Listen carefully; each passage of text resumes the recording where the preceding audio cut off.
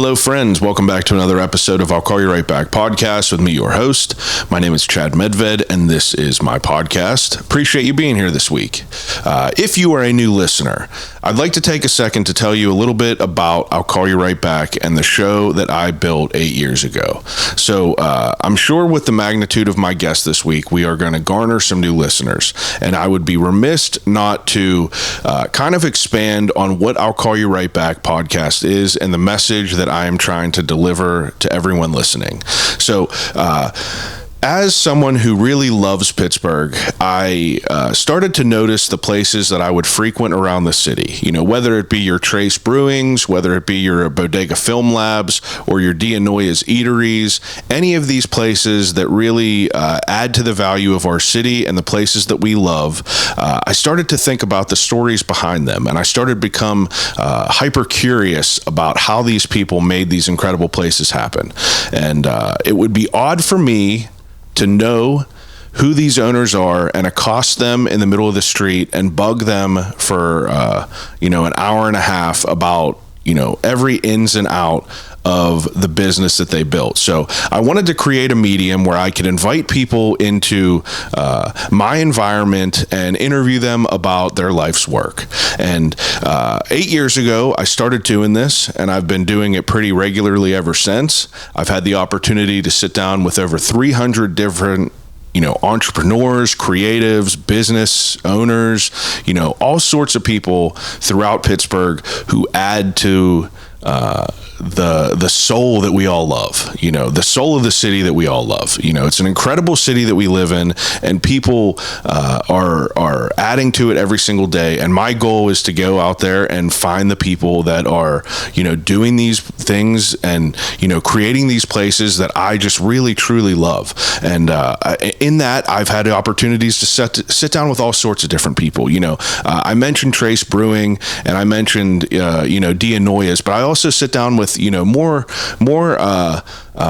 kind of out of the way businesses and people that you might not know, like a random funeral director or, a veterinarian or, a local cheese shop, Chantal's Cheese Shop in Bloomfield. If you don't know about it, it's a fantastic place. But, these places that I would drive by and I'd be curious about their origin story, I would just reach out to them and I'd invite them in. And, it's really been going ever since. And I'll Call You Right Back has brought me opportunities to even talk to the bigger name people in the city that we all know, like the Edgar Snyders and the Sally Wiggins and the, Josh Getzoff from the Penguins and, the Rachel Ann Boviers and, you name it. My goal is to really just talk to everyone doing great things that are adding to our city in a positive way. And I think I'm doing a pretty good job at it. So after you get done listening to my guest this week, I would urge you to go back into the phone book of names that I have, in my history, and just pick an episode and press play. I'm sure you'll recognize people, but even if it's a name you don't know, just press play and listen to these people's stories and how they made it to where they are today. And that brings me to my guest this week, which is another one that I am just like absolutely honored to welcome into my home. So Bob Kerlik is the Director of Public Affairs at the Pittsburgh International Airport, and that is that's a guest that I just wasn't sure that I would ever have on my podcast. Whenever you think about the airport, you're like, who would you even narrow down to talk to? So I reached out to a PR email, and a wonderful fellow named Dan helped me out and helped me connect Bob Kerlik, who is the Director of Public Affairs and also one of the main guys that is tackling this media run within the new build out of the Pittsburgh International Airport. And it was an honor to have him in here and learn about all the incredible things going on at the Pittsburgh International Airport. It is currently still, I guess it's technically still closed, but it should be open any day now. So I'm very anxious to see it. I've seen multiple photos. I've seen videos of the different type of events that they had, which were, kind of like the trial run-throughs that Bob and I talk about on this episode. And we just really get into like all the innovative things that Pittsburgh International Airport is doing at the new place. And And it's a really fascinating episode. I am very excited to be able to put this out for you guys to listen to, because, as a Pittsburgher, the airport, as any person who lives in a city, the airport is a lifeline. You want to know about the airport. And what's great about I'll Call You Right Back podcast is because I run this all by myself. So I ask the questions that you all want to know.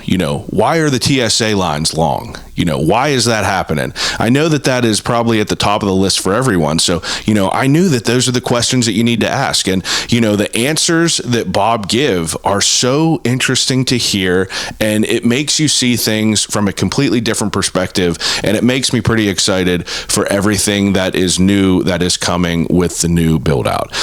Bob mentioned that it should be open sometime this month in October. Don't quote me, not sure. I'm waiting as much as you are, but I'm excited to get to experience it. I'm traveling to Colorado next week, so I might get a glimpse, I might not, but I'm just, I'm honored to be able to be a guy in his basement recording a podcast and have the opportunities to invite in these people and have the opportunity for them to want to be involved with something that I've spent my last better part of a decade building. This is really like something that I pour my heart and soul into. This is a one-man show.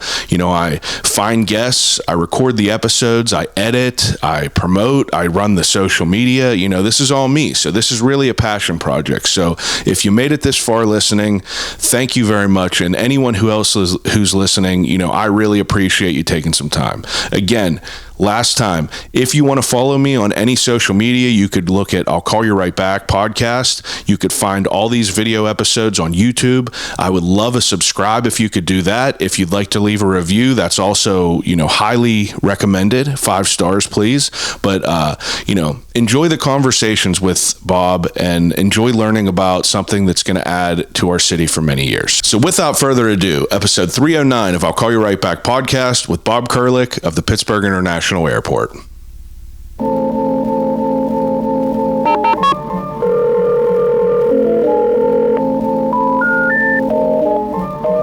gotta use the telephone. Hello?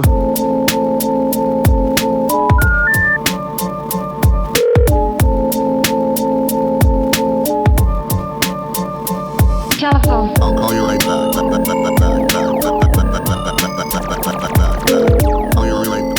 I've seen that, I haven't seen, but I'm sure that you're getting, you're going through the ringer with all the media that you're having to do now.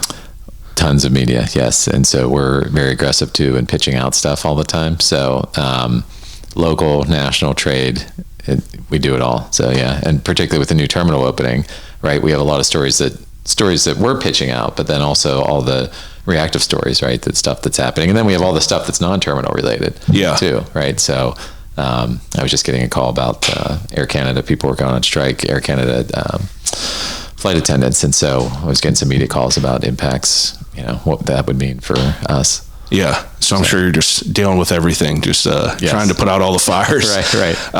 So, first off, I have to, I appreciate you taking some time out to come and talk to me. As someone who is doing this out of their basement, it's an honor to have people, anyone that I have in here is a big honor for me, but obviously people from the airport and, the bigger names, the Seven Springs, places like that, to give a small guy, independent guy a time of day is, means a lot to me. So I appreciate it. Yeah, we appreciate it. Thank you for having me. And we're always excited to get the word out. We want to make sure we're hitting all audiences, right? So meeting people where they are is what we say. So we have traditional media. We're talking to people on social media, people that listen to podcasts, because everybody gets their news from different ways. So it's important to, make sure that we're getting the word out and people understand what we're doing at the airport. Yeah. It's an important thing. It's an important outlet because, I personally have not watched any sort of like TV or, read any sort of, formal news. So like the younger generation, I feel like that this is a gateway to the media and how they consume nowadays. Would you say that's true?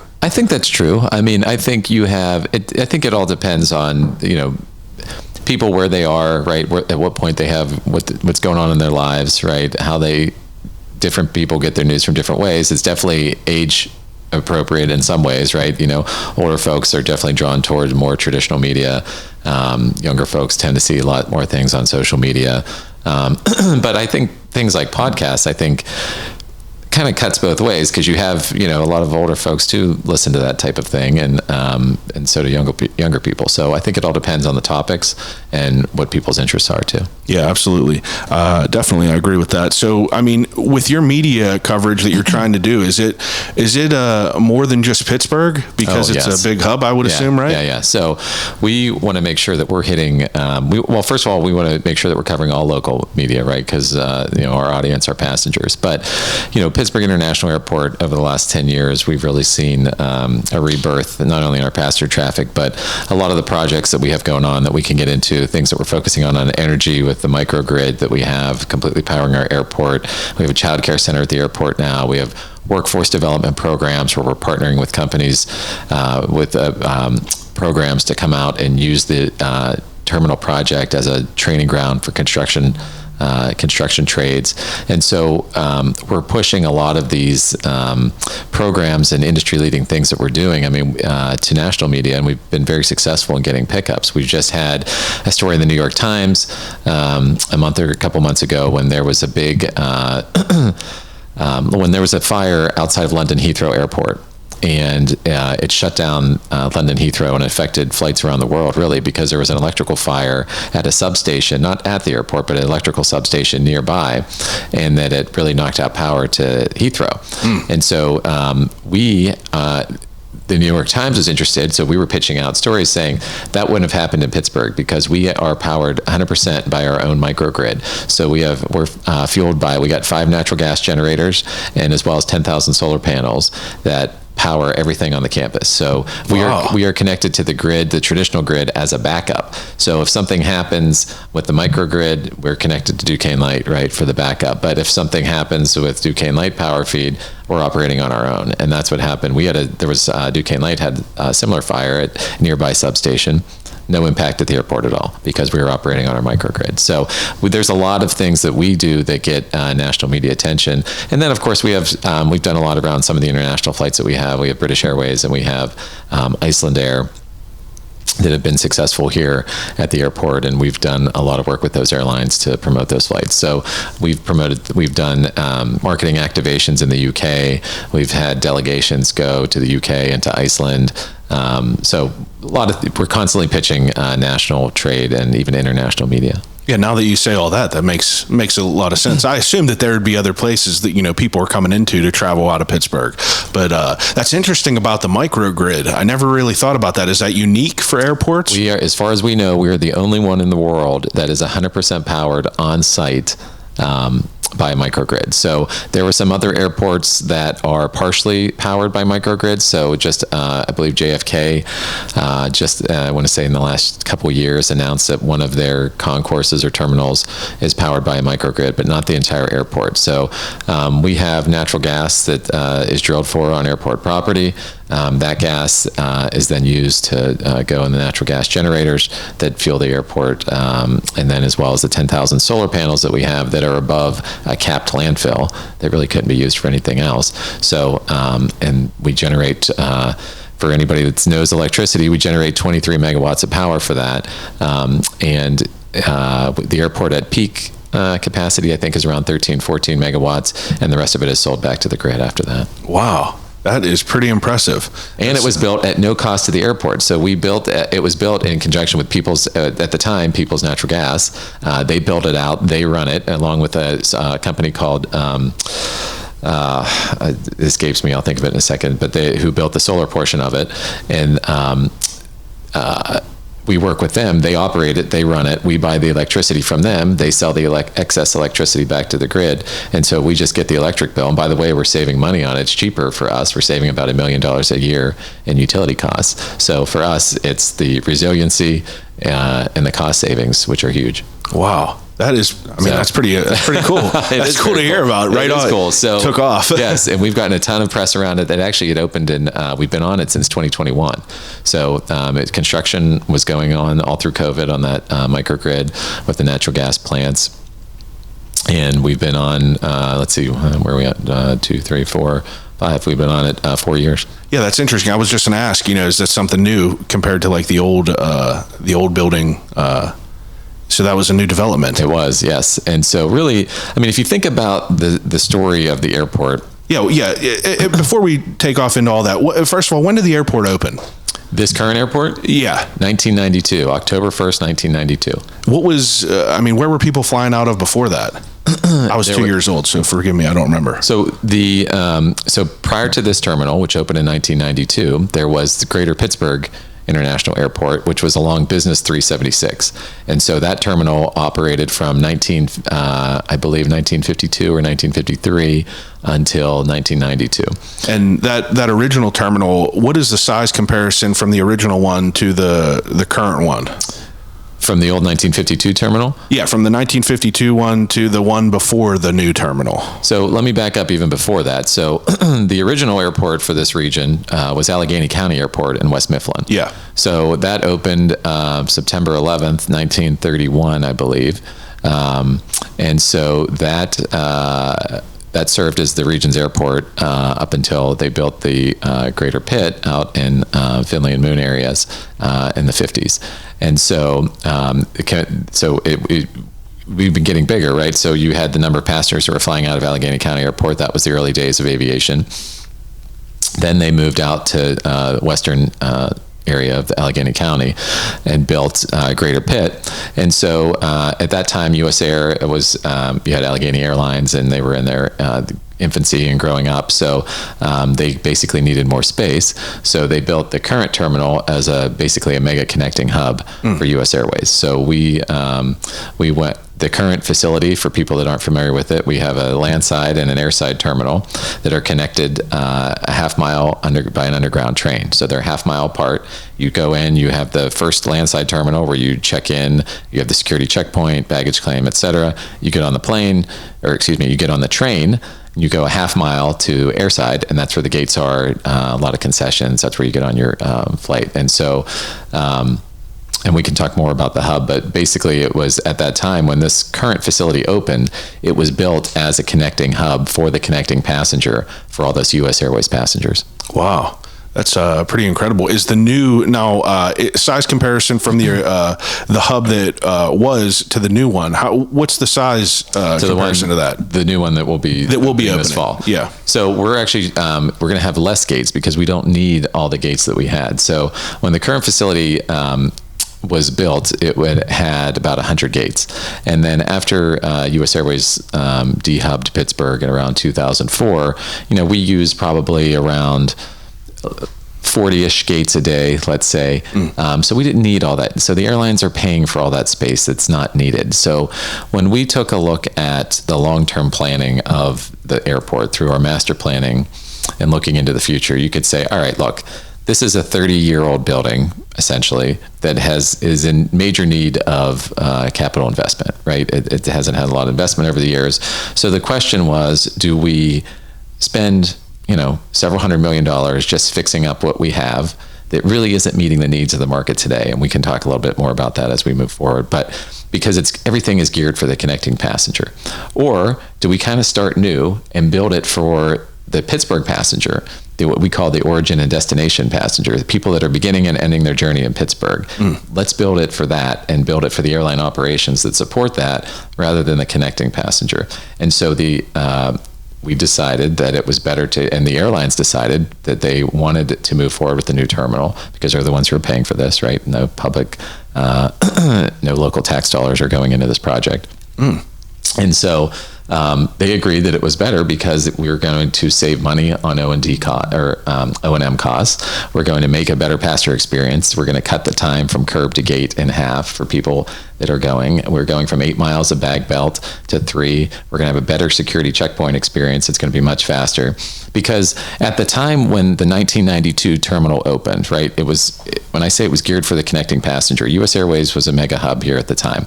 And so as that terminal grew, 80% of the passengers that were going through that airport were connecting. Okay, they never saw the curb. So at the height of the hub, we had about 20 million passengers that were going through the airport. Of those 20 million, only 5 million were going through the checkpoint. Only 5 million were Pittsburgh passengers. The rest of them were all connecting. Okay, US Airways leaves, the connecting passengers are gone. However, Now, because we've been growing the airport, we've been growing the local market, we've gone from 5 million people that are going through the checkpoint to now we have 10 million people that are going through the checkpoint. So we've doubled the number of people that are going through the checkpoint, that are using the parking lots, that are going through the landside terminal. And so we have a checkpoint, pre-9/11 checkpoint, that doesn't really make sense. It's too small, which is why we have an alternate checkpoint, which was actually just makeshift. It was a makeshift decision because those are old gates and they needed to find a spot where they could sort of relieve all the pressure that was going through the main checkpoint at the time. So now we're going to have one consolidated checkpoint. It's much bigger. It's going to get people through there much faster. At the same time, the baggage system was built for the connecting passengers. So when I say that, it was designed to really take your bag from gate A1 to D76. Yeah. That's what it was designed for, right? The baggage system, the bags ride the X over there, okay? They weren't worried about people that were going to and from Pittsburgh because that's not where U.S. Airways made their money. They made it on the connecting passenger. Well, now the connecting passengers are gone, and now people are waiting 30 minutes for their bag to ride 8 miles of bag belt. That's not very efficient. It's not efficient for the airlines. It's not efficient for the passengers, right? Yeah. And the same thing with the international arrivals. We have an international arrivals system that comes in airside. So people would have to, and the point of that was at the time that people, if you were coming in internationally, you would come in to connect, right? And so you would come in airside, you'd clear security, and then you go to your gate airside. But now all the people from Pittsburgh they're just leaving. You're coming in, they're not connecting passengers anymore. So they would have to clear security just to go home, right? To go to the parking lot. You get off your plane, you clear customs, and now you have to go through security just to leave. Yeah. Didn't make any sense. So we fixed that. Now the new international facility, you'll end up pre-security, like most other airports in the U.S. Wow. So that's just three major examples of things that didn't work because people say, well, why are you building this airport? And it didn't make sense for the needs of the market today. Yeah. Because it was everything behind the scenes was built for connecting passengers, not Pittsburgh passengers that were going through. Not to mention the fact that, by the way, the Pittsburgh region has changed dramatically during that time, right? So this is the front door for the region. So you want to make sure that you have a facility that is welcoming and emblematic of all the great things that are going on throughout the region in town today. Not when you get off the plane and think, oh geez, what the hell happened here? Why there's, that's not the, what a more updated of an experience. Exactly. This is the impression you want to make. I mean, there's people that are coming here looking to start businesses, that are looking at colleges, right? So you want to make sure that you have something that is a wow experience for people. And that's another thing that this new terminal is going to do. Yeah. You said that those were just 3 examples, but I tell people who I'm going to have on here. I have a couple people that I just throw my guests in and see if they have any good questions, and everyone's answer is like, you got to ask them what's up with the TSA line. And your explanation just now is a great example. I mean, this is why that podcast adds value, which makes a lot of sense, which it being a connecting compared to what it is now. Right. And another thing with the TSA line, so right now today, right, so there's the 2 checkpoints, very inefficient. So people come, is the other one open? Is it closed? People don't know. They're not sure even where the alternate checkpoint is. It's not efficient for TSA staffing because now they have to staff 2 different checkpoints with full crews and supervisors and things like that. And so, and the queuing space, by the way, is also like not great at either of them, right? So the line backs up, you're going all the way down to the Hyatt. Yeah. So we're going to have, it's going to be a streamlined experience. It's going to be much, much better and faster with the new terminal. Wow. Yeah. I mean, that's it sounds incredible. Just my research that I've been looking at looks like a fascinating looking build out. Looks really, really great. And I know that I've heard some of your interviews online saying that it's anticipated to open in fall time. When did the idea of the new terminal really come to origin? Well, I mean, airports in general, they do master planning process, right? And so they look at, 10, 20, 30 years out, right? And like any major facility, and you look at the master plan and you make projections. When the new CEO came in, so Christina Casotis, she started in, let me back up even further for a second. So, this airport opened in 1992, the current facility, right? You fast forward, 9/11 happens, 2001, U.S. Airways goes through 2 bankruptcies. After the second bankruptcy in 2003 or 4, then they dehub Pittsburgh in 2004. And really, Pittsburgh went from about 20 million passengers in 2000 all the way down to about 7.7 million or so passengers. So by more than half by 2014. Okay. So it went from 20 million passengers to 7.8. They went from 100 nonstop destinations down to 36. Okay. So there was a lot of complaints about, we need more air service. We got it. I can't get there from here. Why did that happen? Why did it get dehubbed? Because at the time, so after 9/11, US Airways had two bankruptcies, number one. And then the entire business model for the airline industry changed after 9/11. So airlines consolidated. There was a massive amount of airline consolidation, and airlines basically they made their bets. You didn't need as many hub cities as that they had at the time, and they consolidated in the bigger cities. So with Charlotte being one a notable exception, but for the most part, with the airline consolidation, airlines made their bets in big cities because they make more money on the O&D. They make more money from people that are you need the hub market to support a certain amount of percentage of people on the plane.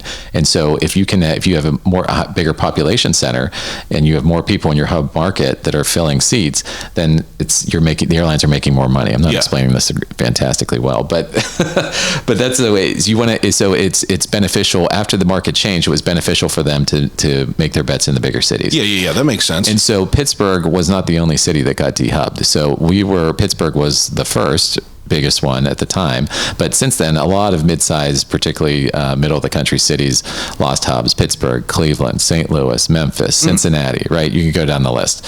And so basically the middle of the country lost hubs because they consolidated in Dallas, Atlanta, New York, right? The places like that, Chicago, right? All that. Right. So they're in the bigger cities. So when people say, oh, well, Pittsburgh or whatever, it wasn't just Pittsburgh. Pittsburgh was the first domino to fall. But after that, many, many cities were all the same. And with US Air, right? So we were US Air. Cincinnati, for example, they were Delta. Memphis was Delta, closed both of those hubs, right? So Cleveland was Continental at the time, and so that no longer a hub after that, right? So you just look at all these different places that were exactly going through the same thing. And so now a lot of those airports are left, same with us, they're left with this infrastructure that was geared toward connecting passengers. And for us, we took a look at it, and so a lot of those airports now are following our lead. Cleveland just announced a huge project. Cincinnati is going through big projects because everyone's taking a look at this infrastructure and saying this doesn't really fit the needs of the market today. So let's look at what Pittsburgh's doing. That's making a lot of sense. Let's move forward with that. So to get back to my original point, so you go through the timeline, right? So it gets dehubbed in 2004. There's a decade of decline essentially at the airport.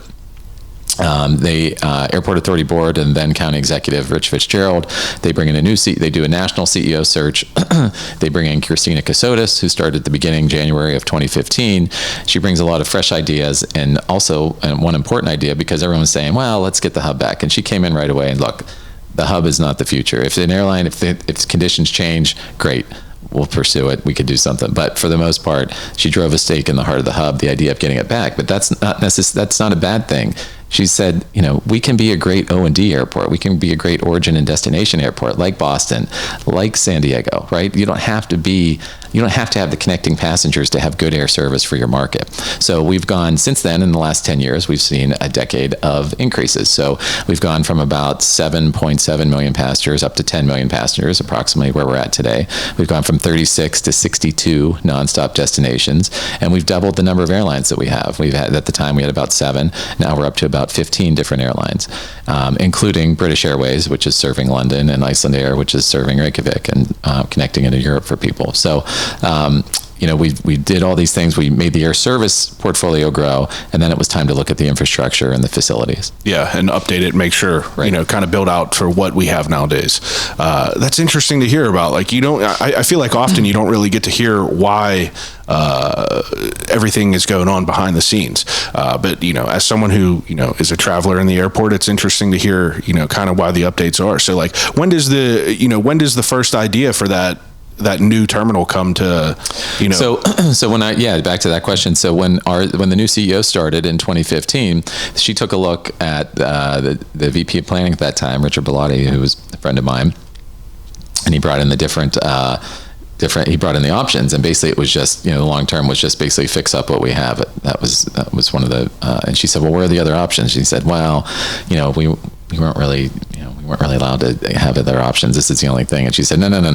Let's have different options. Yes, fixing up what we have could be one option, but we need to take a look and see what that it could include, whether that maybe we need another terminal. Let's look at so ultimately they came back, different options at the time. And so that was one of three, ultimately the one we picked was one of three different options that was presented on how to move forward with the facilities. Wow. So it was around, to answer your question, it was about 10 years ago. Yeah, about 10 years ago. Yeah. And when did you break ground on that? So we broke ground in 2021. I want to say I think it was October of 2021. Okay. And maybe September. And it's projected for the fall? This fall. We don't have an opening day just yet, but we hope to be announcing that probably in the next month or so, and when opening day will be. So stay tuned for that. We'll have a day. Of course, we'll put it out so far That's and wide. That's a hot question. It'll be a hot question, right? I'm sure you're getting asked by everyone. What's the date? Right. What's the date? What's the date?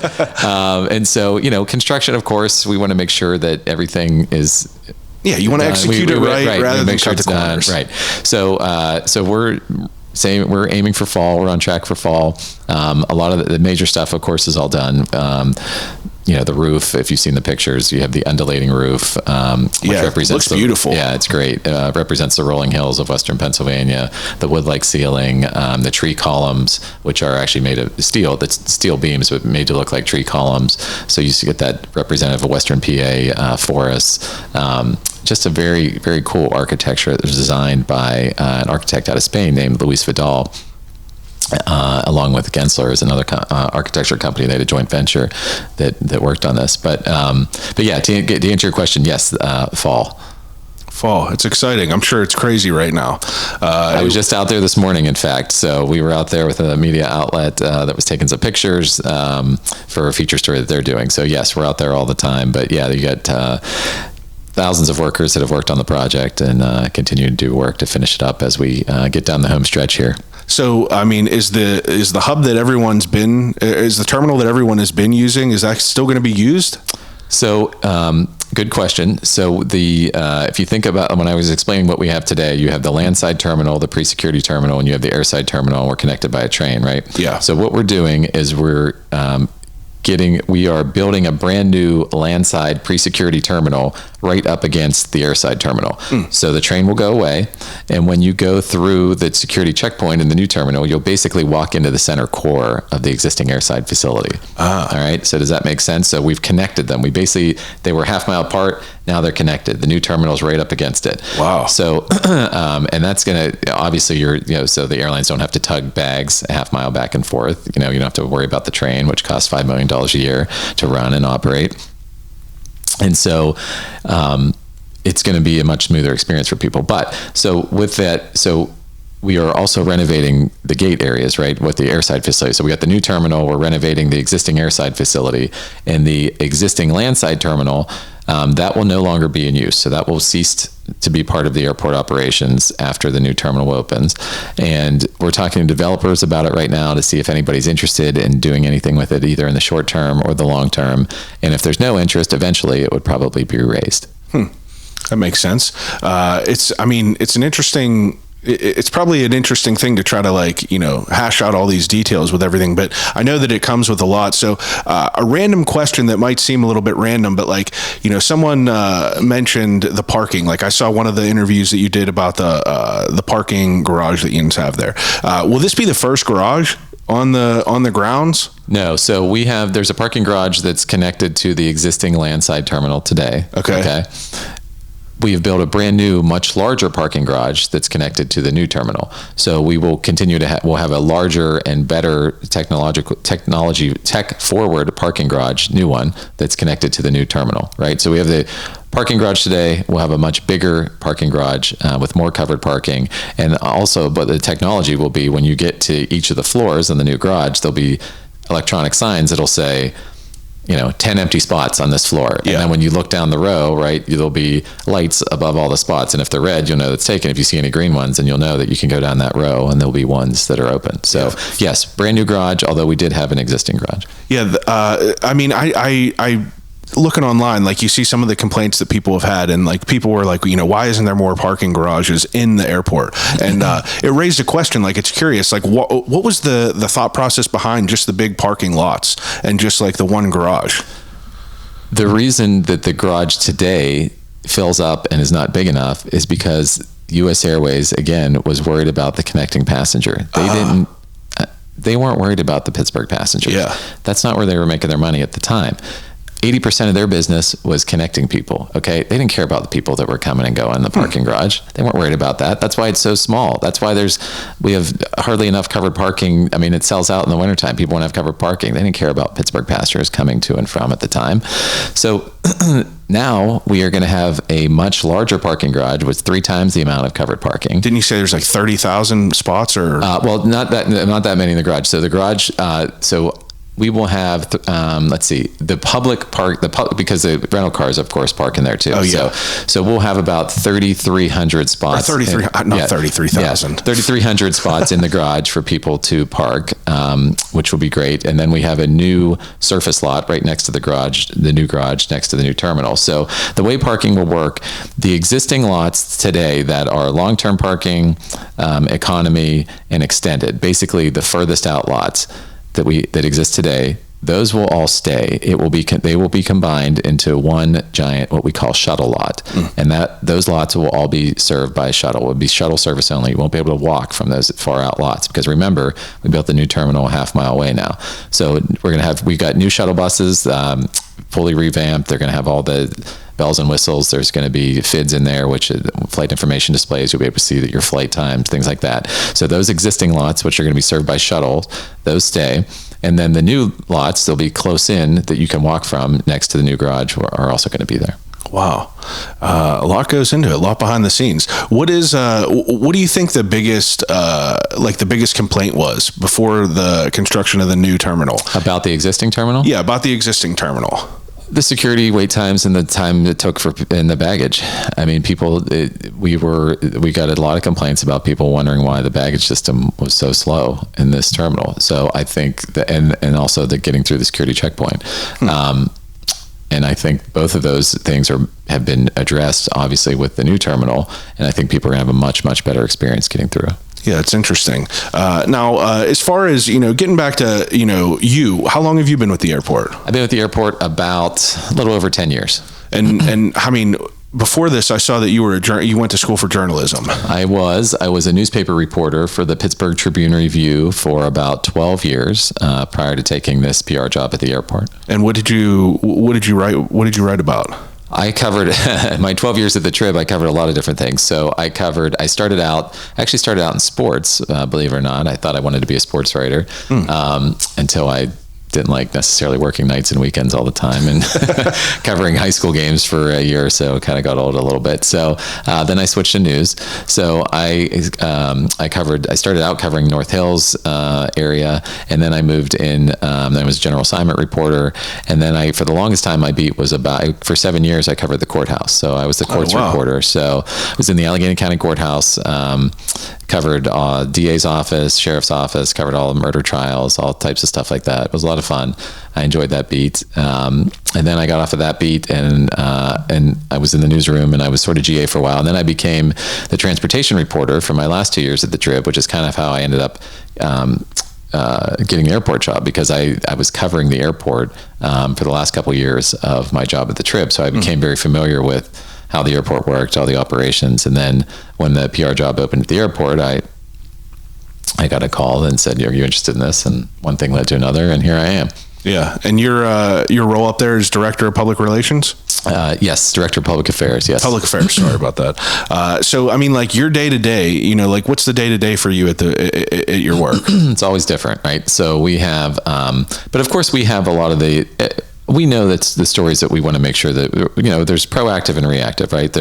I'm getting calls all the time about things that are happening nationally, right? So right now, they're getting questions about Air Canada, right? About a strike that's happening, or people are getting questions about, anything that's going on with an airline. But then there's all the initiatives that we're pushing out too. So, things that we want to be talking about with the new terminal, things that we want to be talking about related to energy and our new microgrid, and we can talk more too about that. We have plans we want to produce sustainable aviation fuel, or SAF, on site. Wow. We're working on that too.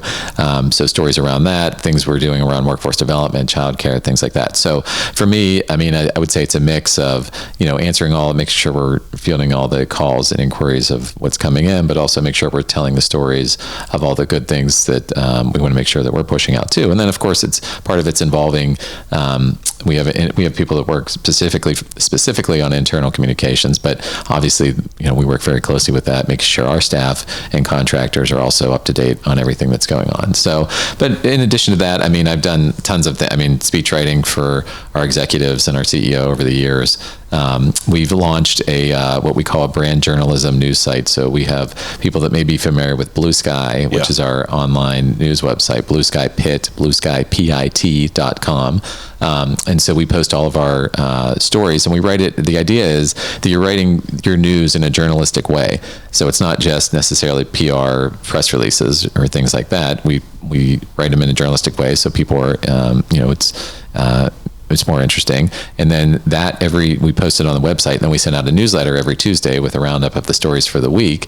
And that goes out to about 50,000 email addresses, including media, but mostly general population, people that are interested in it.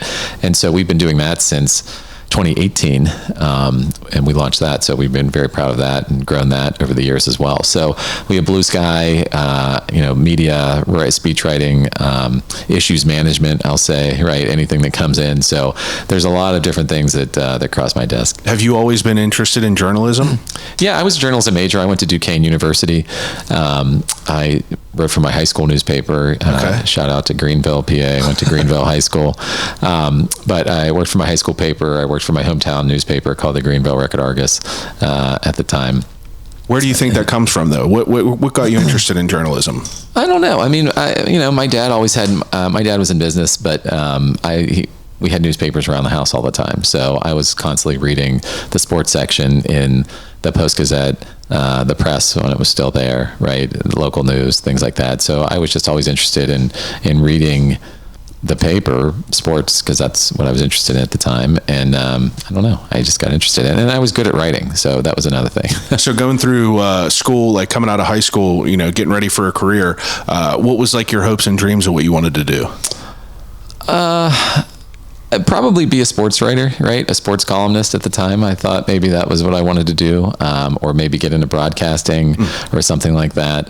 And then when I started, I worked for my college newspaper, the Duquesne Duke, and I had a good time there. I was sports editor, and I got an internship at the Tribune Review when I was in college. I also interned at KDK Radio, and I eventually parlayed that into a full-time job at the Trib. Oh, really cool. What sport? All sports? In terms of what I was interested in? Yeah. All sports. Steelers, Pirates, Penguins, right?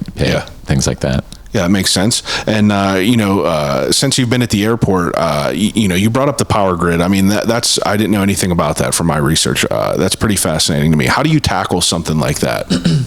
Well, we have, since we believe that we're the first ones in the world to be completely 100% powered. I don't want to say off the grid, because we're connected to the grid as a backup.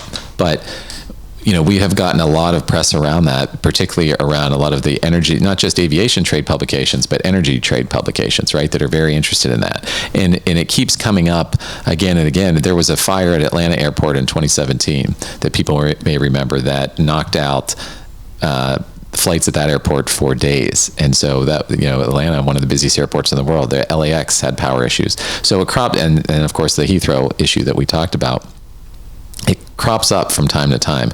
And so for us, every time something like that happens, it's just saying, raising our hand saying, hey guys, look, this is what we should be doing. Particularly as storms get worse, as we move forward, right? It's good to have that resiliency, particularly in areas of national critical infrastructure. So, for us, it's an easy sell. Yeah. And then the sustainable fuel. Yeah. So energy is an important part of what we're doing. We have the natural gas drilling on the airport, and we thought, how can we take steps to, increase that and benefit the airport? So we have the microgrid, which is using that natural gas.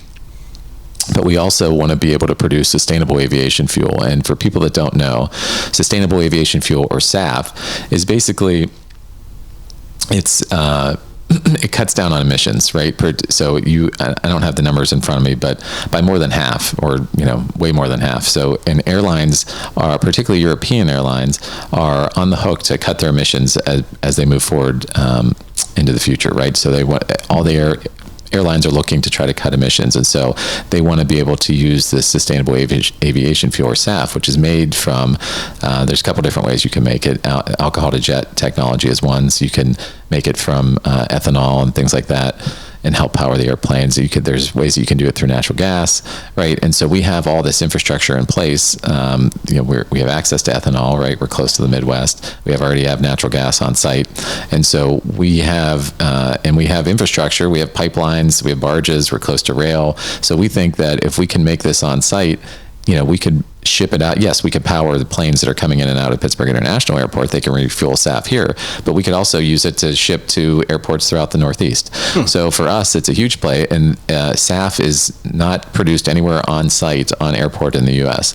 So if, for us, it would be huge to be able to get this done. There's other airports that are using the SAF, though? There are, airlines, right? So airlines, basically every drop of SAF that is produced in the U.S. is consumed. The demand is off the charts, and the supply is nil, basically, at this point. So we want to make sure that if we do that, we're very confident that the demand will be there for it. Wow.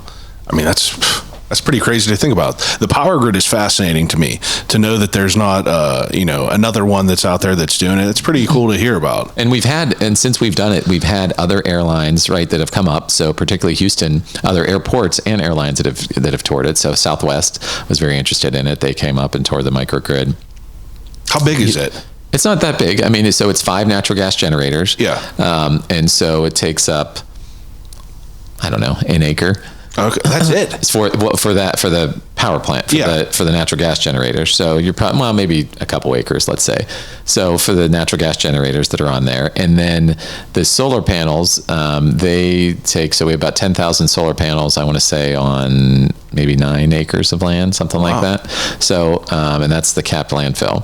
So it doesn't take up a lot of space. Of course, we have to put in some infrastructure in terms of getting the gas there and things like that, and how you get the electricity to the terminal and things like that. But, we've had, so Southwest has been up. We've had Houston airports that have come up and looked at it. We've had other airports and other airlines too that have been very interested in it. And I know that some airports down in Texas are looking at doing some microgrids too. Whether they're 100% powered, I mean, I don't know. JFK, they're doing some, like I said, with their new terminal. I know they had a microgrid on there, but I mean, it's been very successful for us, and in terms of resiliency and saving money. Yeah, this might be kind of a dumb question, but the previous terminal that we had, the one that opened in '92, nowadays in present time, it kind of felt somewhat dated, right? It kind of felt dated. In regards to other airports throughout the nation, would you say that majority of airports are what's the right word? Are they older? Like now we're building this new terminal right now. It's obviously going to be a refresh and update, right. Very modern. Is there a lot of airports that are updated, so to speak? I think it varies. So I think if you look at airports around the country, I think that certainly there are ones that have been around a lot longer than the 1992 terminal, like Kansas City, right? They had one that was much older than that. They just built a completely brand new facility that they opened a couple years ago. But there are other ones that have gone through similar. Let me think if I can think of any off the top of my head. But I would just say it varies. I mean, I don't have that information at my fingertips, but I think that when you look at it, most of the infrastructure probably is between 30 and 50 years old, probably, for airports when they go through this type of thing. Now, I would say a lot of those airports that are older, like Kansas City, for instance, that have been there's been significant dollars that have been put into them over the years, right? So Kansas City, maybe the airport is older, but they have put in over the years, they have invested massive, maybe they've added another concourse, maybe they've gone through a massive renovation or things like that. That's a better way to explain it, rather than building from building scratch, or people are just investing into the existing infrastructure. And for us, because, after U.S. Airways left, there was a lot of the flights and passengers left. There was there was a money crunch for a while at the airport also. So, they didn't have the dollars at the time to really invest and to do a major overhaul of the facility we have today. Now, of course, we're in a much better financial position. We're able to do that. And the airlines, of course, with the financial backing to be able to do that. How many flights come out a day? Oh, geez. How many departures? Yeah. Ballpark. Let me think here. I want to say 150 to 200, something like that. Okay. That's not bad. And I know that one of the big topics that are, it's being, in the media now is the September 20th what do you call that? Walkthrough? So we have two things that are coming up. So we have the September 20th, public trial, and that's where we've invited people to come out to sign up, and we want them to basically test the airport, right? So they're going to be playing. They sign up, and they're going to be they'll be given roles to play. Essentially, that if you come out, you're a departing passenger, you're an arriving passenger, you're a passenger that's going to have this type of you're going to have this many bags. You're not going to have bags. You're going to have passengers that are in wheelchairs, older people, right? We want to make sure we have a cross section of regular people going through the terminal, and the idea is to test all the systems in advance of day one. Find its weak points. Right, exactly. We want people to find the weak points. As Paul Hoback, our EVP, Chief Development Officer, said at our last meeting, he's like, we want people to break it. We want people to, let's figure out where the pain points are. And maybe I'm sure there will be some things that we'll look at that and say, okay, yeah. And then we'll be able to tweak that, right? And so in advance of opening day, so when we're ready to go live, that those things will all be worked out. All the kinks will be worked out. So that's happening on September 20th. And then we just announced yesterday that on October 11th, we're having our public open house. So that's different than the public trial. The open house is people can sign up, just come out, walk through it, take a look. No jobs. You don't have to play a passenger, right? That's pretty cool, though. Come and check it out. Yeah, come and check it out. And so people can sign up. So starting very soon, people are going to be able to go to pittransformed.com. That's our website that we use for all news related to the new terminal. They'll be able to go on there. They'll see the link that's posted on there. They can sign up for it. There'll be specific time slots that people can sign up for. So not everybody comes at a certain time. They'll be staggered throughout the day, and that'll be on October 11th. That's pretty cool. The trial I thought was fascinating. Is that a typical thing that's done? It is something that airports do, yes. And so we, for the reasons that I outlined, right? You want to make sure that you are testing it in advance to make sure it's all ready to go. But I will say that, so we hired a global consultant. His name's Daniel Bryan, who has done this at airports around the world, from Europe to the Middle East to other airports in the U.S. And so he's an expert at putting together, transitioning from the existing airport to opening a new one, right? Because there's a lot that goes in, a lot of logistics, right? Because, when it's time, we're going to turn out the lights in the old terminal, and the next morning, people are going to be coming into the new terminal. So it has to be smooth, right? It has to be seamless. And so you want to make sure you're getting all these kinks worked out. Now, for the public trials, most of the time when you get in bigger markets, according to our consultants, he said it's usually very difficult to get people. It's like pulling teeth. So we only needed about 2,500 people to participate in the public trial. And he was saying, no, it's going to be hard. We're going to have to do advertising. It's going to be hard to get. We had 18,000 people sign up to say we're interested in participating in the public trial. 18,000. Yeah, that's incredible. And so he's done airports around the world. And he said he's never seen a response like that from any community before. Why do you think that happened? I think it's because people here are interested in the airport. I mean, it's Nebby. Yeah, I mean, people are nebby around here. People are nebby. But it's like, if you go back to the history of aviation, a lot of people work for U.S. Airways over the years, right? People at the airport here is constantly in the news all the time. So people are interested. This community is interested in what's happening at the airport, and it almost in a unique way. I mean, people want to know what's going on out there, and so when we weren't surprised. I mean, we thought, what, we're gonna surpass that.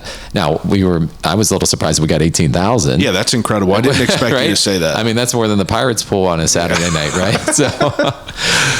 But yeah, and so now right now he's going through that list, and we have to scale it down because we can't have that many people coming for the public trial. But again, he's going to go through and make sure you get a cross section of older people, younger people, people with disabilities, people that are traveling for business, people traveling with families, that type of thing. Wow. And then narrow it down to that. But everybody else that doesn't participate in that is eligible, of course, to come out for the public open house on the 11th. That is pretty incredible. Whenever I started to hear about that, I was like, that's such a cool thing.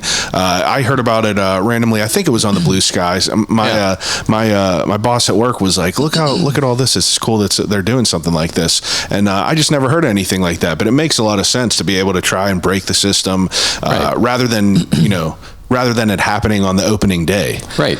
Yeah. We want opening day to be all about smooth, right? It's the idea, it's opening day, but we want to make it seem like it's day 100. Yeah. Things are just working the way that they're supposed to work. Now, obviously the 92 terminal to, today, I mean, that has certain technology that's in there.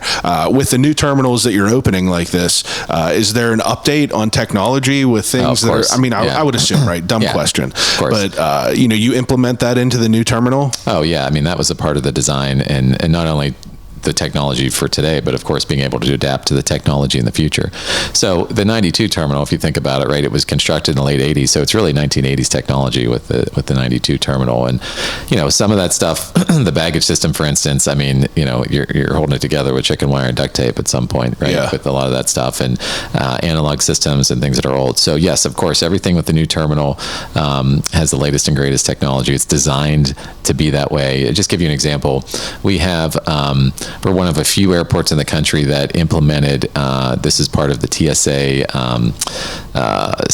screening system. So when you check a bag, and you check your bag at the ticketing counter, you put it on the baggage system, and then it goes through an explosive detection machine at some point, right? Mm-hmm. And if it gets flagged for something, a TSA agent, it's in a room, TSA agent has to walk over, pick up the bag, and go through it and find out what it is, if it's an issue or not, then they go and put it back.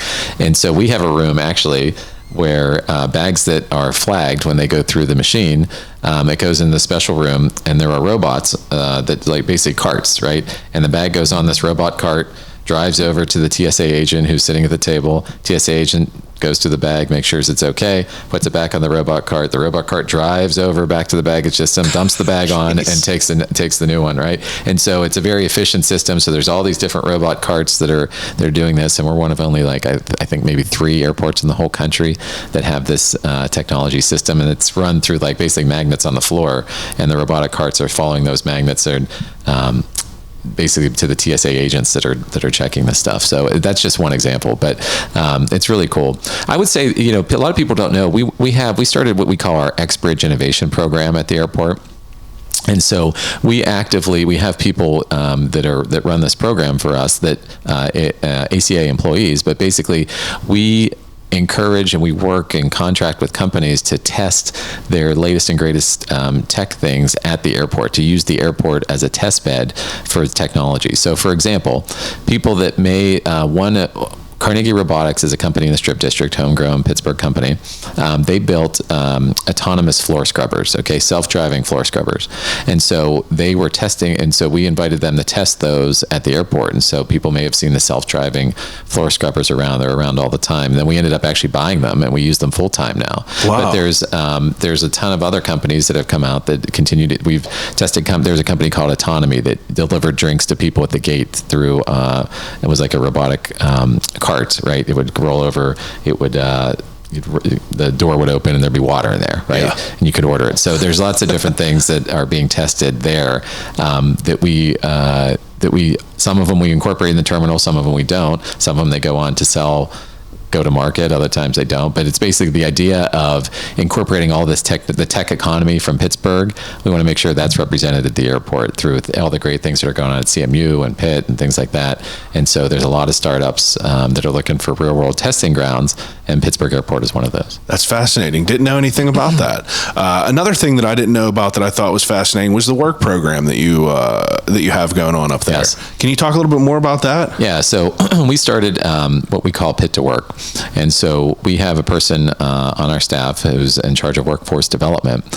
And we have, particularly, this region is known for the great union labor and the trades and all the great work that people do here, but we need more of them, right? There's a shortage in the trades for throughout the whole country, not necessarily unique to Pittsburgh, but we thought, okay, we're building this new terminal. How can we leverage this to try to build more, use this as a job training opportunity?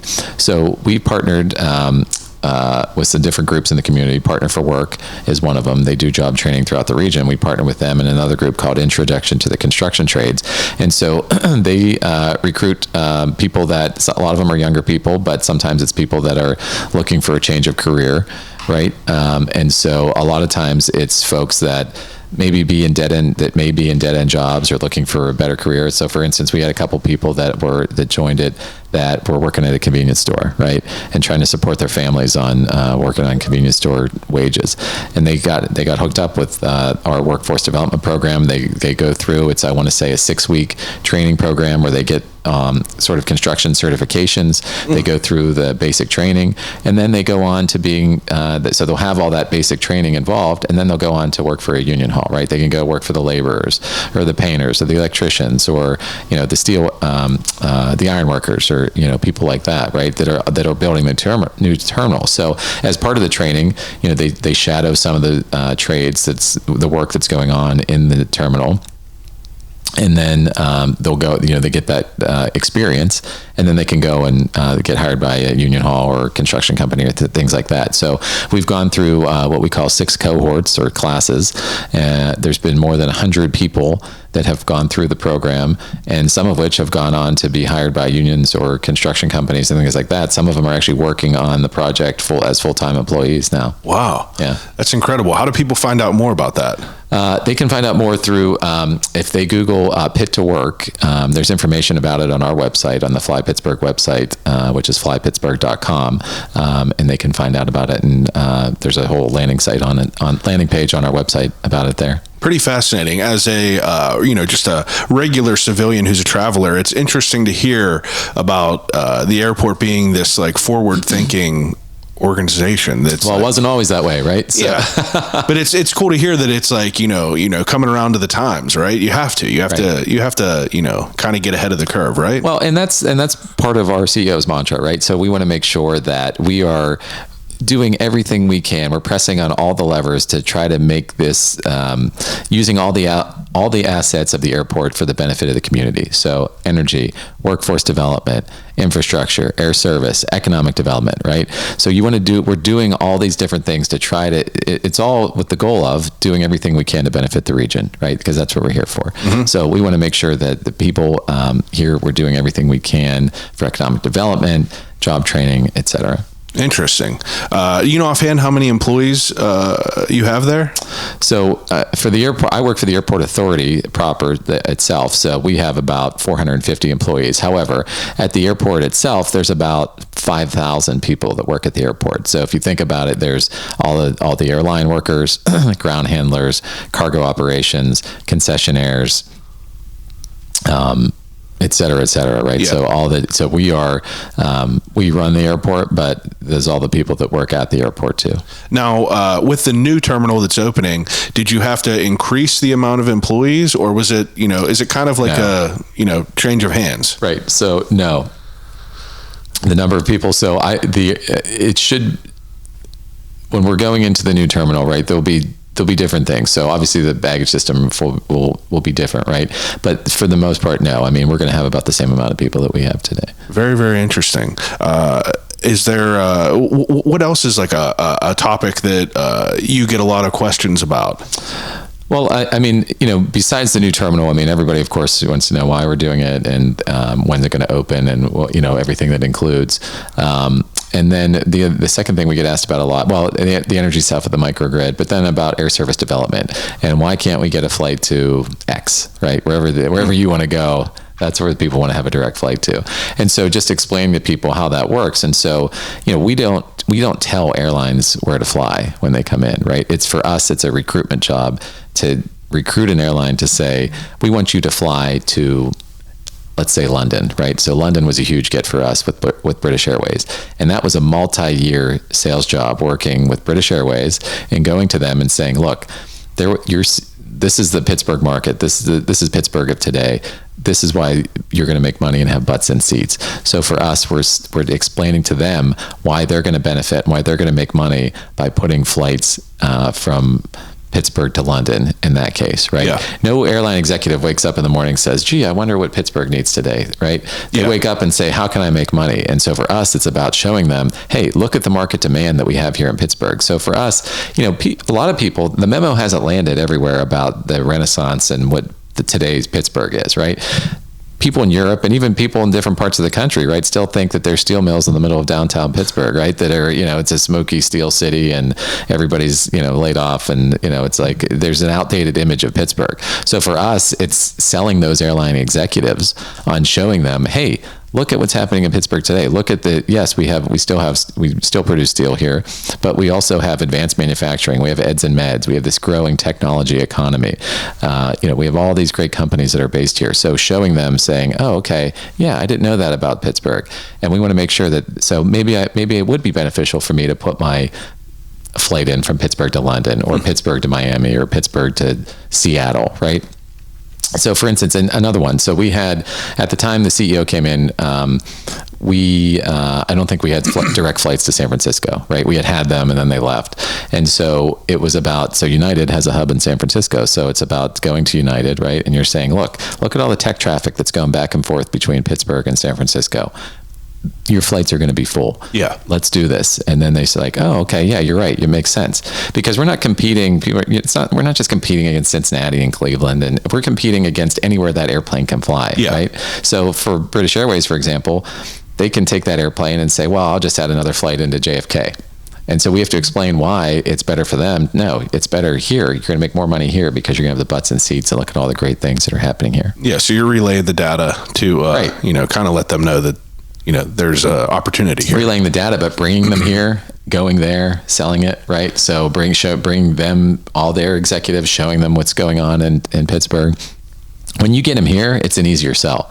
Everybody has an outdated image. If you've never been to Pittsburgh, they have an outdated image of what we are. Yeah. When you get them here and you bring them up to Mount Washington and show the city, they're impressed, right? The city sells itself, but you have to get them here and you have to, sell them on the region. Yeah, that makes sense. What was the newest direct flight that was added that I saw in the newspaper? Was it to London? Well, no. So London we've had. So London we got prior to COVID, and then went away during COVID, and then it since has come back. We added. So there's a lot of flights that we've added in the last year. So there's a lot of seasonal flights that come online during the summer. This is a very busy travel time. So you're looking at flights that are going to Florida. You're looking at flights that are going to the West Coast. Breeze has been continuing to grow here. We've seen American added LAX, right? Something that they had flown years ago and just recently picked it back up again. We've seen additions. What about international flights? So the international flights right now, so we have, of course, what's going to Canada. So we have going to Toronto and Montreal, and then there's some things to the Caribbean. So there's direct flights to Cancun and Punta Cana and some different places in the Caribbean. But beyond that, so just going to London and going to Reykjavik. Okay. Interesting. Which is for airports of our size, which is fantastic. So. Yeah, like what's the? I mean, like it's probably a dumb question, but in comparison to like the bigger hubs, the Chicago's, things like that. Like, what is the size difference compared to Pittsburgh or that? Is there a way to like put that? When you say size, what do you mean? Like number of passengers? Number of passengers. Number of like I guess what's the best way to gauge that? Number of passengers. How is it gauged? Well, if you're looking, I mean, you could see number of passengers. I mean, huge hubs, right? They have 40 million passengers a year, right? Yeah. Things like that. You said Pittsburgh had around 10? We have about 10. Yeah. Okay. So, wow, that's impressive to think about. 40, I mean, four but when times you have, that. But think a lot of those are connecting passengers too. Yeah. Right? But yeah, I mean, or you could, number of flights a day, but for airports of our size, our air service portfolio is, I would say, market leading in terms of airports of our size and competitors. Awesome. Anything else offhand that you thought that we weren't going to be able to cover an hour? We're right in an hour. We're right in an hour. Yeah, I don't want to keep you too long. Anything else that you wanted to bring up and talk about before? I think just, another thing, I'll touch on two things. One, we've been talking about a little bit of economic development, and, we sit on 8,800 acres at the airport. Wow. And so we're in the top 10 in the U.S. in terms of size, land mass. And a lot of airports are land constrained, right? They can't, it's hard for them to grow, and they don't have, we have an opportunity. So there's a lot of real estate development that we have on our property that with commercial development in terms of either office buildings or light manufacturing. So the number of jobs, so Michael Baker headquarters, for example, Dick's Sporting Goods headquarters is on airport property. In fact, they have a hangar right on the off of the runway. They have direct access to the runway. So there's a lot of economic and real estate development that goes on with the airport overall that I think people don't realize too. Yeah. But I would say back to the main point of the second thing, just touching on the new terminal. I think that people are going to be very excited when they get through there and see it's that wow moment when you're first walking in, and you see these high ceilings with the constellation lighting. It's going to be something that's a wow moment I think people are going to love, but functionally they're going to love it too, because it's going to, just like I talked about earlier, the security checkpoint experience is going to be so much better. It's going to be faster. You're going to get your bags so much faster. You'll be able to, when you get up to the security checkpoint, you can actually see the gates out the window. And a lot of things we got a lot of questions around the old 1952 terminal had flight decks where you could sort of observe planes taking off. Mm-hmm. The existing airport doesn't really have that much. So we got a lot of questions of people saying, well, will I be able to go out there and see flights taking off? And the answer is yes, because the whole new terminal basically has walls of glass, and you are right next to the runway. So you can stand there on ticketing, and we'll have seating and things up there too, but you'll be able to see the planes that are landing and taking off right next to you in the terminal, because the terminal was moved in the middle of the airfield. Wow. So we called it the midfield terminal when the airside was built. Now we've had the whole terminal out there. So there will be a lot of things that people will be, that they'll see, that they'll realize, I think, that they've been missing out on over the last several years. Very cool. Last thing that just popped in my head. I know that, as I walk through the airport, some of the times I would see local highlights from local organizations, whether it be, museums or something like that. Do you have any sort of, committee or group of people that, outsources, how to involve, more of the community of Pittsburgh as far as arts, things like that? Oh, yeah. So we actually have an arts and culture manager who does all that. We have an art committee that we work with that has people in the community that are a part of that. So yes, and as part of the new terminal, there's a whole art program that's going on along with that. So we've engaged a lot of artists that will have art in the new terminal, and then of course some of the art in the existing terminal will be moving on to the new terminal as well. Some won't. But for example, like the Alexander Calder mobile, right? People may remember that. It hung in the center core. That's going to hang in the new terminal in the atrium area. So that's an example of obviously the art. I mean, Frank O'Hara statue, of course, not art. I was just going to say that. Yes, of course. I'm sure if you took that away, people would not be happy. That's one of the other major questions we get. Yes, Franco will be staying in the terminal. What about the T-Rex? T-Rex, we're working with the Carnegie Museum of Natural History. We're trying to figure out if there's a place for it, or if that exhibit can be reimagined in some way. So if it's not the T-Rex, then maybe there's something else. We definitely want to work with the Carnegie Museum of Natural History, whether it's a T-Rex or whether it's another display of something, some sort of exhibit, remains to be seen. But yeah, but to get back to your question about the art, so we brought in a lot of new artists too that are, for instance, there's going to be all the bathrooms when you go into the new terminal that have art on them, like as you walk in, right? And that was designed by artists. There is we contracted with a local woodworker. So when we say the flight information displays, which we call it FIDs, but basically it's the screens that have your flights on them. Yeah. And so, usually you go up and look at people. One of the first things you look for when you go in, but actually they're going to be surrounded by wood, like a wood casing. Wow. That was built and crafted by a local artist. In fact, I was just out there this morning, and he stamped, basically burned the Pittsburgh logo in, and then said, built and made in Pittsburgh or something like that on the side of it. It's really cool when you see these wood casings that are around all the FIDs. So there's just things like that we've been working with through our art committee and local artists through our art program, and bringing that stuff into the terminal, because we have a great arts and culture scene in the region. We want to make sure that is continued to be reflected at the airport. Absolutely. Any sort of interesting, I guess it's not really, doesn't really fall under leisure, but I saw other airports, some places have sleep pods, places like that. Anything like that being implemented? We don't have sleep pods. We have pods where people can go into and make personal calls and things like that, what we call work pods. In fact, those exist in the airside terminal. They do today. Those will continue to stay. But no, and because a lot of the time you'll see some of that stuff, and that is, again, connecting passengers, people that are usually have long layovers on their flights that, I'm connecting and I'm going to, I have an 8-hour layover. Remember, 98% of our passengers are coming and going from Pittsburgh. So people aren't going to, you're not seeing those long layovers of the connecting passengers. So that probably doesn't work for our business model, but for people that other airports that have that, the Chicago's, the connecting passengers, right? That's who would use that. Yeah, that makes sense now, because I always wonder. I'm like, why isn't there a movie theater in the airport? But there was one in the old 1952 terminal. Actually. Was there? So there was a movie theater in the 1952 terminal. Yes, in fact, I've seen some old photos of that, which is pretty cool. Yeah, that's pretty cool.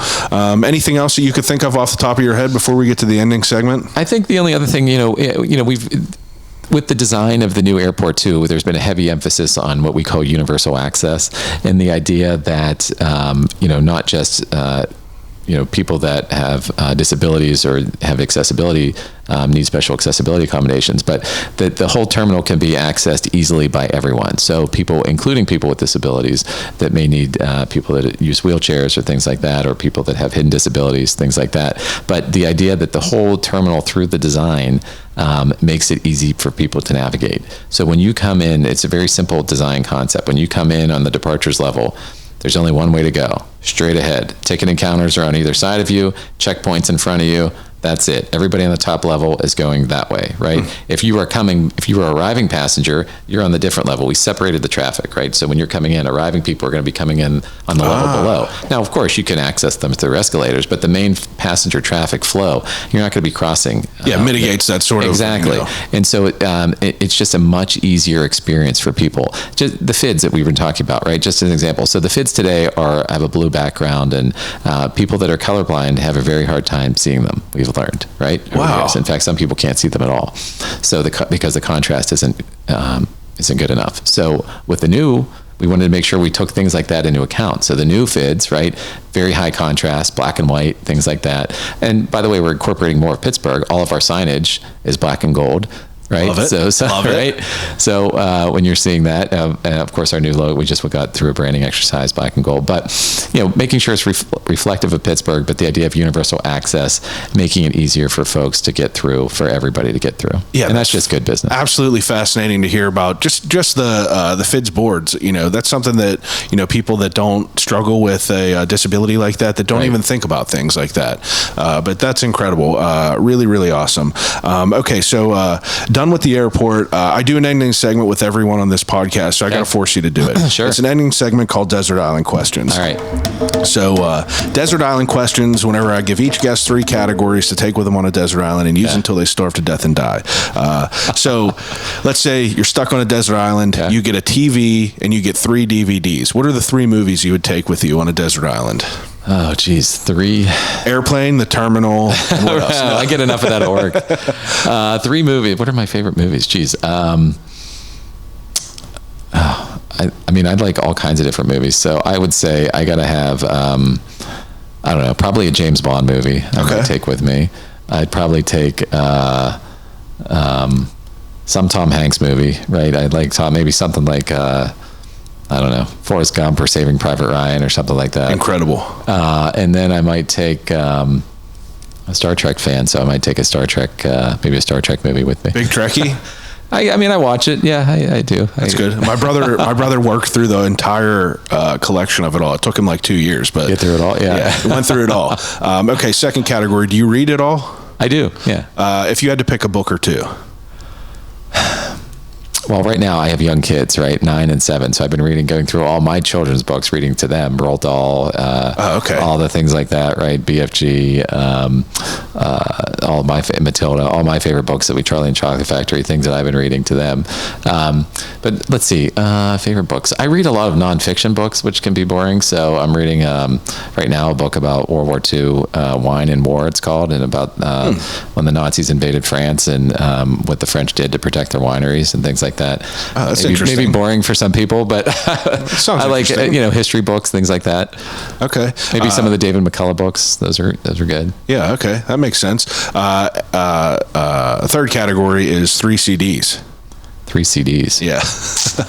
Well, I like Dave Matthews, right? So a big Dave Matthews fan. So I would take probably the Crash album, because that was my favorite one when it came out. I've been getting into probably Bruce. I like Springsteen and Billy Joel. So maybe a Springsteen or Billy Joel's. Think about those Bruce two. has been picked on here a good bit. Yeah. Yeah, good bit. So probably a Bruce CD, or maybe a Billy Joel greatest hits CD.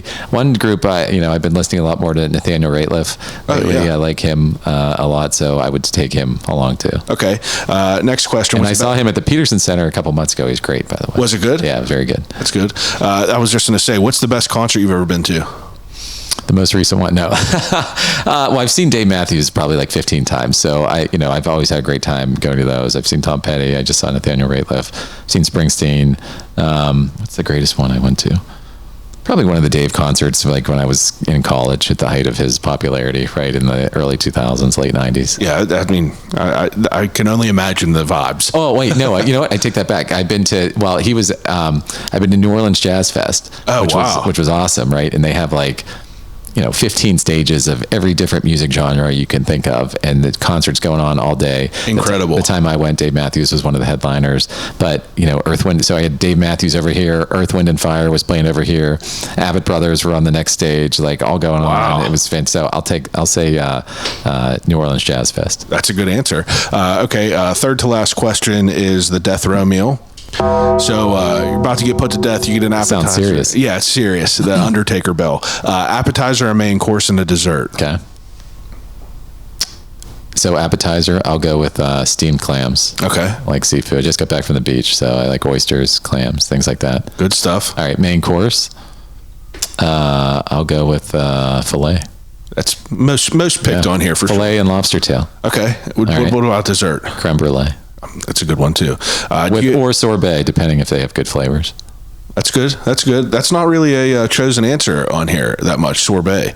Okay. What are your picks for that? My picks, I mean, I would have to be specific. So just off the top of my head, either the tom yum soup from Poussey's Garden, or it's hard to get in there, by the way. It's very hard to make reservations like months in advance. Yeah, it's insane, but it's worth it. The other appetizer that I absolutely love is the Danish trout caviar from Fet Fisk. Have you been there? No. It's so good. It's like a little creme fraiche in a martini glass with some little caviar, and then house-made chips, and some very, very diced red onion, and it's like I could eat a bucket of it, but absolutely delicious. Main course, I'm as boring as it is, I like a burger or a chicken sandwich, something like that. Yeah. But dessert is like a chocolate, something. Chocolate ice cream, chocolate, some sort of chocolate dish.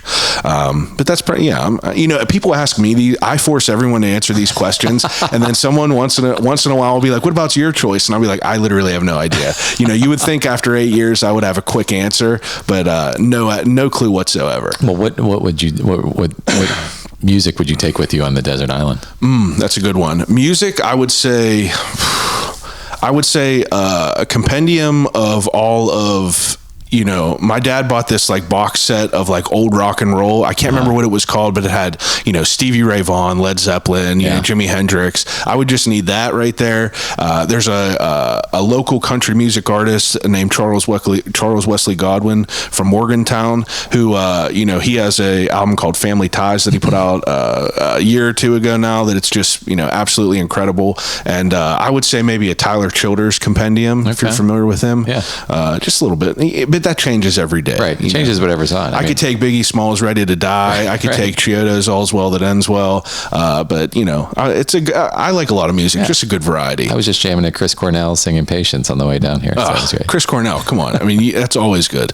Okay, so second to last question. You're about to go on a international flight somewhere, and you're getting ready to go, and you go into a gas station for a snack. What is it?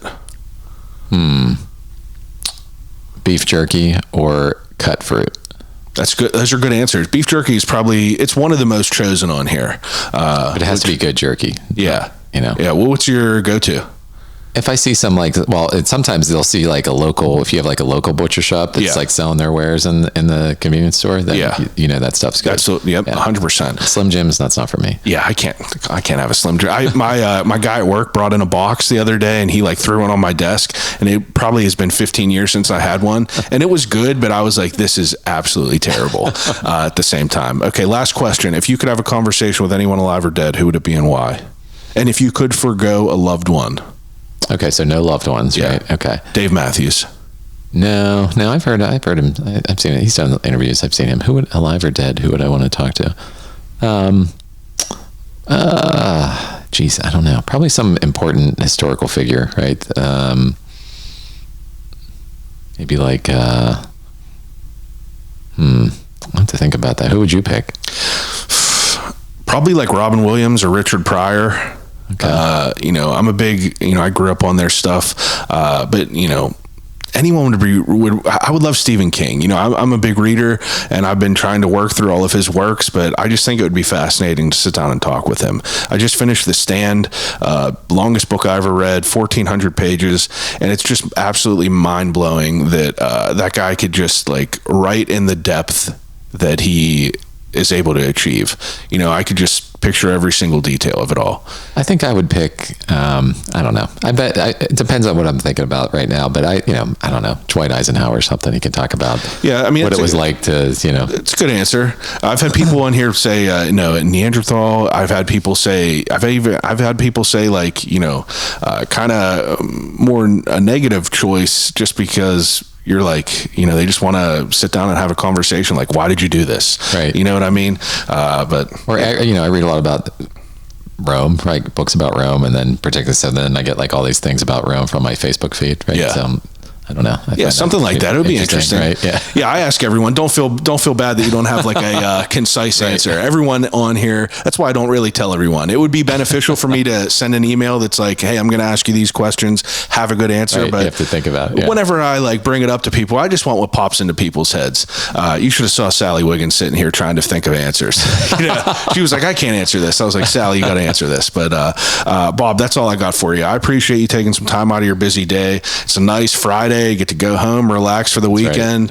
Right. But I do appreciate you taking some time. Well, thank you for having me. It was great. Thanks a lot. Take a second, tell people where they could find information about it. So give a couple plugs here. So our main website is flypittsburgh.com, of course. But if you're looking for information about the terminal project itself, it's pittransformed.com, PIT transformed.com. And then of course our Blue Sky site, which is we post all of our news on there. You can sign up for our newsletter on there that comes out every Tuesday, and that is blueskypit.com, blueskypit.com. And you said for people that are interested in the open house, you can go to pittransformed.com. Yes, they can go sign up for the October 11th open house.